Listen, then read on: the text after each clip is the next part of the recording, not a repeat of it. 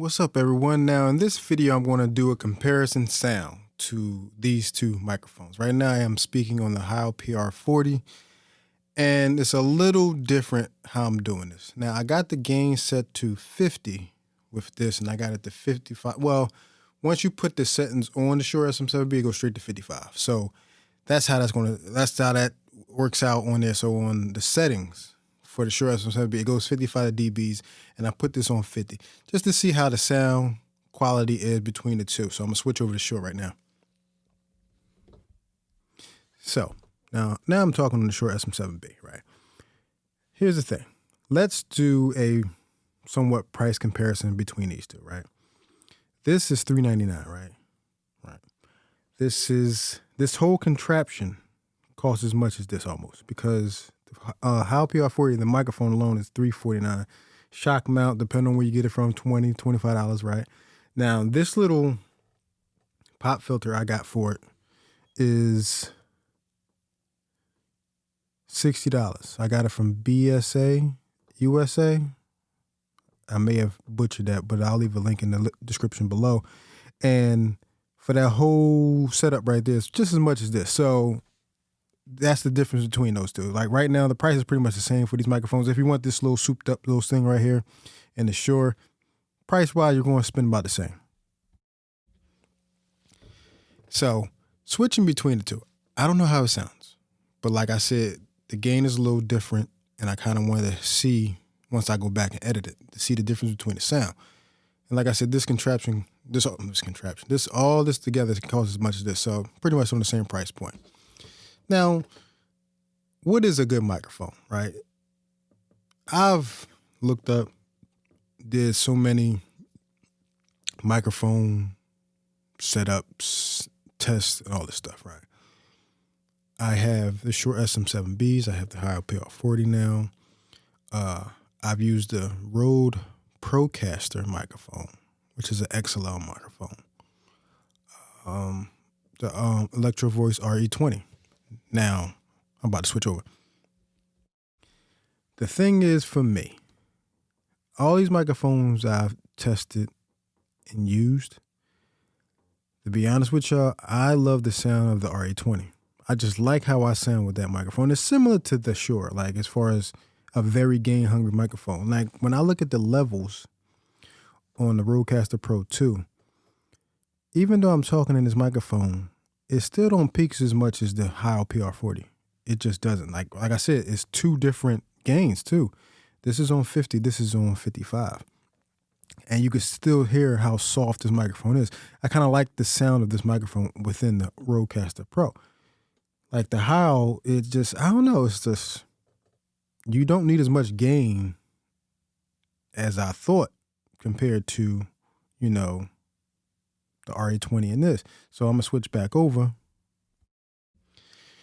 to the Heil, and even when I'm talking like right here, you can see it peaks a little, well, you can't see it because I had no camera. It peaks a little higher. Now, that's not a fault to it. It's just you don't need as much gain, in my opinion, to get good sound of it. Like you don't need no heavy 55 for this. Like at 50, this is, it seemed like it's pretty cool if I look over and see. But the thing is, a lot of people always wonder, what's the best microphone? I think the average YouTuber who's been doing this for a while and probably got a nice little size channels, go with the Shure because it's the most noticeable one that you'll see online, podcasts, depending on where you look for it. Like I said, when I did my my first sound test of the Heil, I rarely see people with this microphone. Now, a guy left me a comment in the comment section, told me this is more like a radio broadcast type of sound, those type of things. That's probably why I like the RE20, because I just sound way better, in my opinion, when I go back and play and EQ it to all my is the way I like my sound. I just like the way I sound with that microphone. And with this one, when I first tested it, I didn't like how it sounded very tinny, like the T's and S's was coming out a lot more. That's because I had the Rodecaster Pro 1 with a fat head in it, because I had the gain set to 37 with that 25 that made up the 62. It was too much for it. Well, I wouldn't say it was too much for this microphone. For how I was using it, I didn't need that much gain because of the preamps in the Rodecaster Pro. So Now that I'm using the Rodecaster Pro 2 and using 50, I think I get better overall sound quality out of this microphone. Because like with the Shure, you can use the Rodecaster Pro 1 with a fed head and you'll still get a similar sound because you got the gain on 37 plus the 25 with the fed heads, like I said, it's 62. So it's then with this microphone, this is a very quiet microphone and it still sounds great when you get to those high dB levels. Well, you don't want it too high, but it induces noise, but for the overall like things you need, you don't need to be, you kind of have to have the gain up a little high from time to time with this microphone because it's so soft. But that depends on the, like I said, the recorder you got with the Rodecaster Pro 2. You don't even need no sound boosters with this. So any microphone I use, I'm not gonna have no problems with it. So it all depends on the end, what recorder you use and what microphone. Well, depends on what kind of sound you want your voice to sound like. Like I said, with the RA20, I just love the way I sound. That podcast setup is in my room, and I just love that microphone.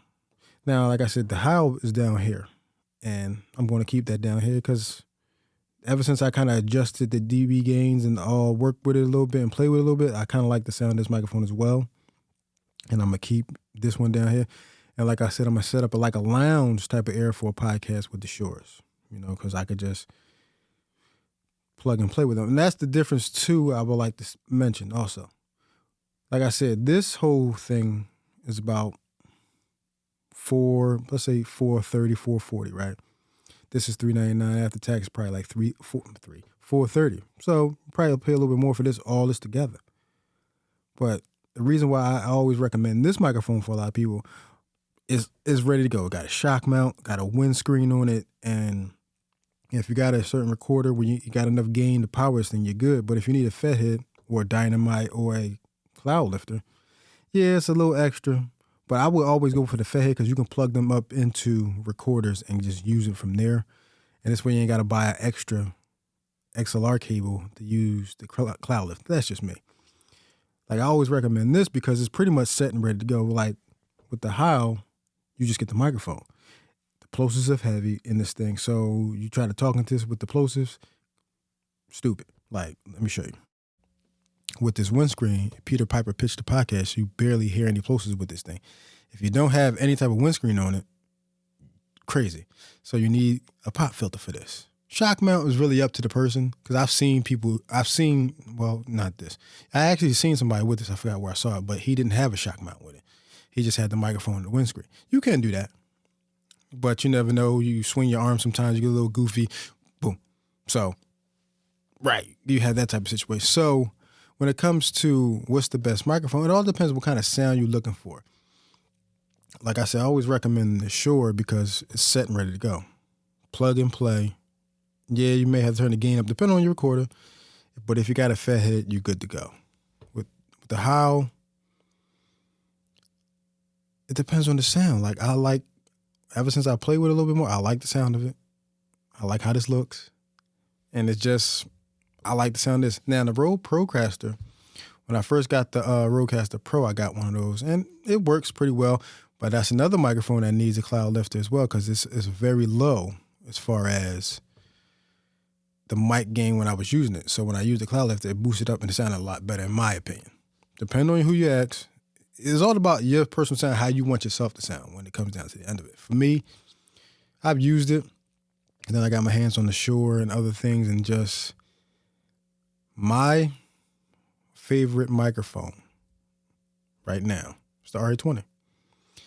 I like these, but my go-to is the RA20. I just like how I did a mic comparison between the Shure, that, and the Rode Procaster. Go check that video out. When I played back the video and heard my voice on the RA20, I was like, yeah, I just like how I sound. Because somebody told me I have a cool radio voice with that microphone.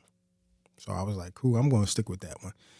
And while I was doing the sound test between these two, you can kind of get your own opinion about which one you prefer the sound of my voice with these two microphones.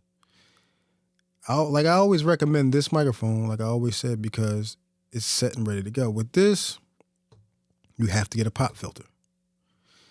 And if you want like a windscreen that goes over it, like, you know, one of those slide-on ones that got the little foam like this, you can. Or you can get this one. I just like how this looks. But you need a pop filter with this one. The closest it picks up all that. With the RA20, same thing. You got to get a pop filter for that. Plosives is crazy with that one. Like most of the microphones, Plosives is a problem. But with this, and now I'm going to end this video with this microphone. And like I had this microphone down here for a while, but I said I had an extra one. So I said, but I want to kind of set up a podcast where you kind of lounge and have the good old conversation, those type of things. So I said, I'm going to take this one and get me another one. That's why I got that one. So I'm going to, like I said, set that up, get that all situated, and just stick with the two microphones I'm going to be using from now on as far as when I do my own podcast. Now, when I set up my other one, and it's going to be like a lounge chill type of area, you're going to see these. And we're probably going to have it on video, and we're going to be using these. Just because it's simple and easy, and it's like a lot of the stuff I have is set up for this. So I'm going to go with that.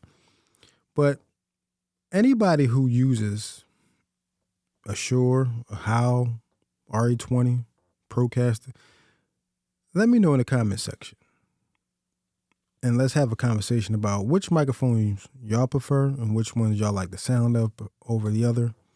Because at the end of the day, you have to like how you sound. It don't matter about how everybody else sounds, it's about how you sound.